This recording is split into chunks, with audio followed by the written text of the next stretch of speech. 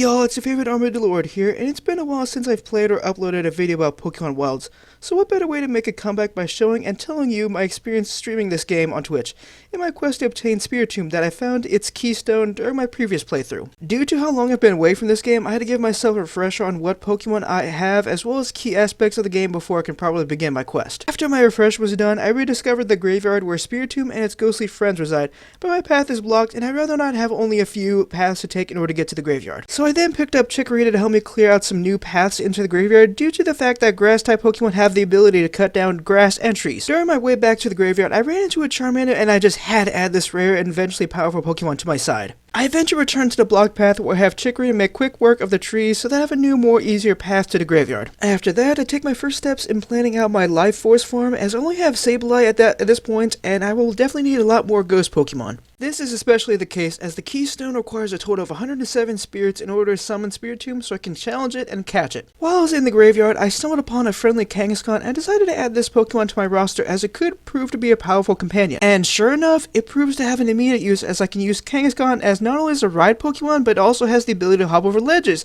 allowing me to access more parts of this world. During my fun time exploring, I discovered some ruins which I'll have to explore for another Twitch stream and be the topic of a video hopefully in the near future. During my night trek to lure out spirits, I discovered a lab that'll help me revive fossils, so now I have to keep an eye out for some fossils so that I can revive them and add them to my roster. While I'm having no luck finding spirits, I did have some luck in finding another Riolu to try to gain for my team. Determined not to repeat my previous failure from the last video, I was able to catch Riolu and redeem myself from that previous failure. After catching Riolu and wandering through the night, I found a Duraludon instead of a spirit, but it's still a good find and a fine addition to my collection of Pokemon back at the farm. After being unable to attract spirits to attack me and harvest their energy, I decided to create a more effective Life Force farm and started smashing graves that are in my way, and they actually gave me some Life Force, which will inch me closer to summoning Spiritomb. However, some of the gravestones were inhabited by some unwanted guests who rudely attacked me for wanting to make improvements on a land that they're squatting on. During that time of cleaning out the land for my Life Force farm, I encountered a rather grumpy Mimikyu that wouldn't get off my farmland so easily. During this hectic time, I got a little treat when my Riolu evolved into Lucario, which was a nice moment but made a little bit sour when he didn't gain a Roar Sphere,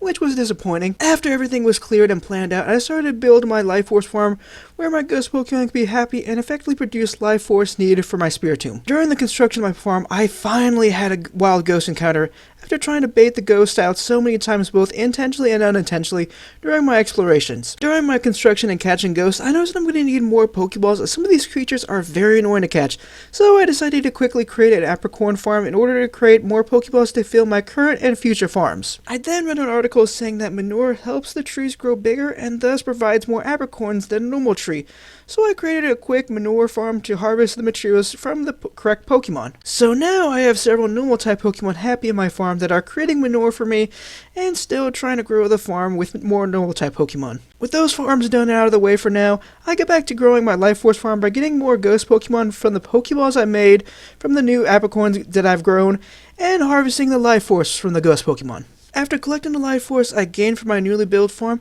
I then deposited Life Force into the Keystone, getting even closer to the Spiritomb I desire to catch and add to my collection. During my time collecting Ghost Pokemon, I decided to lure out a Gengar to add to my Life Force farm and gain a potentially powerful Pokemon to my collection. After resting out my Pokemon from dealing with Gengar, I then harvest the Life Force from my Ghost Pokemon that will finally put me over the edge and summon Spiritomb. Now that I've collected enough Life Force, it was time to put it into the Keystone, finally summon Spiritomb, and capture this useful Pokemon. After carefully weakening the Spiritomb down to red, it was time to chuck the lucky Pokeball that will catch me the Spiritomb that I've worked so hard to add to my collection and possibly have a powerful member to my team. And that's the end of my story. I caught a Spiritomb, and during that journey I discovered areas that have potential for Twitch content as well as another video.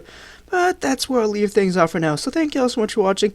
Be sure to like this video, follow me on Twitch, subscribe to my YouTube channel for content like this, and hopefully I'll see you all next time.